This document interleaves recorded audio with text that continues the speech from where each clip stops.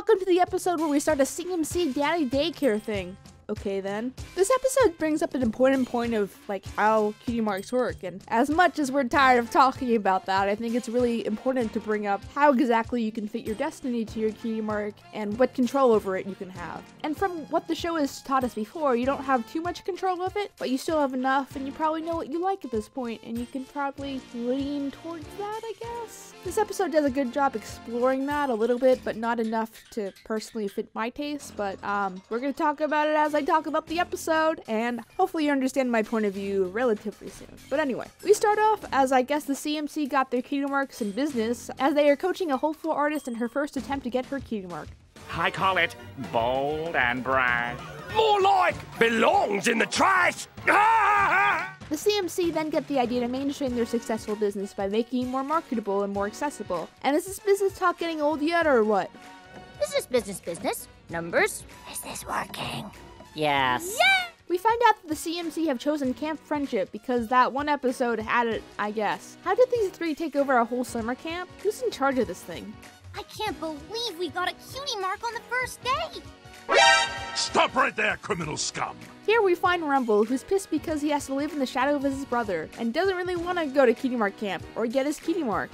I want you to draw me like one of your French girls. Rumble is really against being labeled, and I was kind of waiting until this got addressed. I mean, in the real world, people aren't necessarily assigned to a job for their whole lives, and does their cutie mark change? It just seems in this society, ponies have a much more linear role. Additionally, what happens if you don't like your talent? Are you just SOL? I've decided I'm not gonna be a Tinker Fairy anymore. I mean, who's to say it wasn't some big mistake? Maybe I can just switch my talent. Meanwhile, Rumble is trying to keep this motion up after talking to Thunderlane, is that his name? Sorry, I can't Wonderbolt, and tries to convince members of the club to leave, citing cutie marks are stupid and they define you, but more on that later. Every pony wants to know what they're meant to do. Cutie marks are silly, and they just force you into one thing your whole life. Witch! Aaron, you gotta draw the line somewhere! Aaron, we gotta draw a fucking line in the sand, dude! And they sure seem to be having exciting time doing nothing. I don't even know why they even bothered to show up to camp that day. One by one though, the CMC are able to bring back their campers by enticing them with things they like to do. What makes Rumble change his mind is bribing him.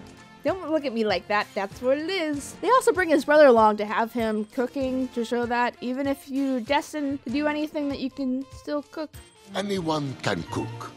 And I guess the camp after that is still open. I'm still not clear if these kids are charging or what is happening. How can they afford all this stuff if they aren't my brain hurts. So this is one of the common complaints with the cutie mark idea in general. One image on your butt that defines you for all your life? What if you don't like your cutie mark or don't know what it means? What then? Well, I applaud this episode for finally addressing some of those issues with the whole concept of cutie marks, but at the same time it doesn't really address those problems because in the end, as much as Rumble wanted to make his anti-cutie mark camp a success, he was only running from his own truth, which is getting a cutie mark in something that is flying or Wonderbolt-centric. So it's like this episode had this really great idea, but instead of really exploring it, they just kind of write it off as a character flaw of Rumble's. I really like this premise, but I think it's a shame that we don't really explore it more in a purer way. What happens if a pony, instead of having an alternate motive, just thinks cutie marks are stupid? Maybe even an adult flank.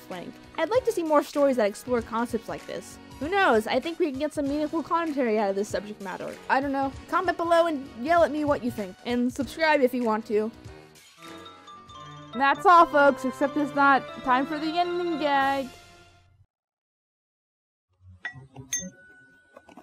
No way he's as good as his brother.